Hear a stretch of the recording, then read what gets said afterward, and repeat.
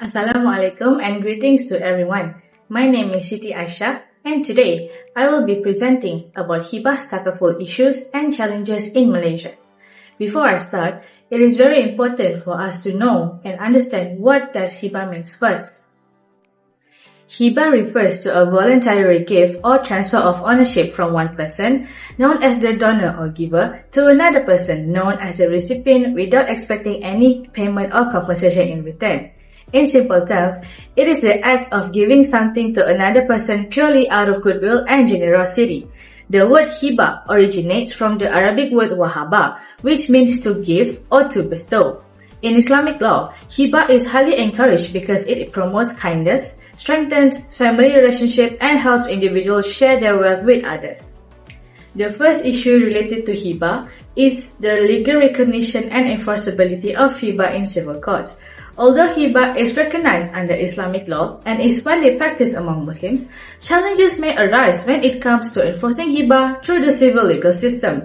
This is especially true when hibah involves assets such as land, houses, vehicle, or bank accounts, which are regulated by civil laws and administrative procedures.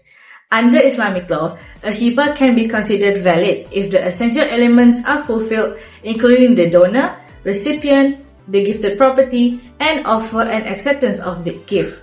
However, civil authorities often require additional evidence such as written agreements, legal documents, or registration records to establish ownership. As a result, problems may occur when a hibah is made informally or without proper documentation. Even if the donor clearly intended to give the asset to a particular person, proving the existence of the hibah can become difficult if there is insufficient legal evidence. Moving on to the second issue, which is the lack of public awareness and understanding of hibah. Although hibah is an important Islamic wealth management tool, many people still have limited knowledge about its purpose, process, and legal implications. As a result, hibah is often underutilized despite its potential benefits in asset planning.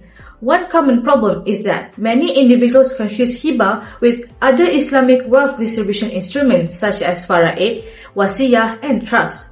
While all of these mechanisms involve the transfer of wealth, they operate differently. Hibah takes effect during the lifetime of the donor, whereas faraid and wasiyah generally take effect after death. Due to this misunderstanding, some individuals believe that there is no need to arrange a hibah because they assume their assets will automatically be distributed according to their wishes. However, without proper planning, the distribution of assets may be subject to legal procedures and do not necessarily reflect the owner's intention. Now for the third and final issue, which is Sharia compliance and the conflict between hibah and faraid. As explained earlier, hibah is a voluntary transfer of ownership made during a person's lifetime, while faraid is the Islamic inheritance system that determines how a deceased person's estate should be distributed among eligible heirs of their death. Although both mechanisms are recognized in Islamic law, conflicts can arise when the use of hibah affects the distribution of assets that would otherwise be subject to faraid.